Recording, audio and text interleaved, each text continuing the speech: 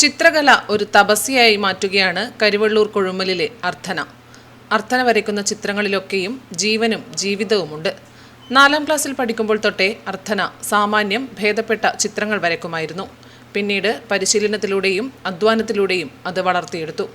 സമൂഹത്തിൻ്റെ വിവിധ മേഖലകൾ അർത്ഥനയുടെ ചിത്രങ്ങളുടെ വിഷയങ്ങളാണ്.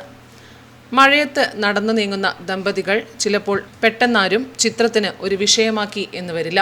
തൃശൂർ പൂരവും ചന്തയും തൊണ്ടച്ചൻ തെയ്യവും എന്നുവേണ്ട സകലതും അർത്ഥനയുടെ ചിത്രങ്ങൾക്ക് വിഷയമായിട്ടുണ്ട്.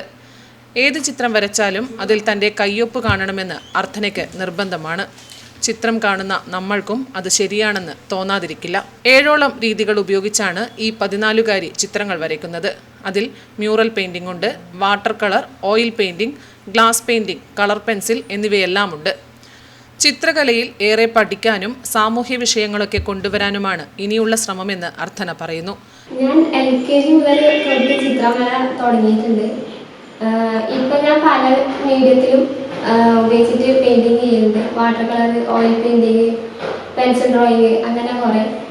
പിന്നെ 4ാം ക്ലാസ് പഠിക്കുമ്പോഴും അനന്തശയനം വരച്ചിന്. അത് സൈസ് 8:2 വലിപ്പത്തിലാണ് വരച്ചിന്. പയ്യന്നൂർ സെന്റ് മേരീസ് ഹൈസ്കൂളിൽ 9ാം ക്ലാസ് വിദ്യാർത്ഥിയായ അർത്ഥന ഒഴിവു സമയങ്ങളിലാണ് ചിത്രരചന നടത്തുന്നത്. തൃക്കരിപ്പൂർ രവീന്ദ്രൻ മാസ്റ്ററുടെ ശിക്ഷണത്തിൽ ചിത്രകല അഭ്യസിക്കുകയാണ് അർത്ഥന ഇപ്പോൾ. അച്ഛൻ അനിൽകുമാർ PC, അമ്മ Seena P. Network news, Karivellur.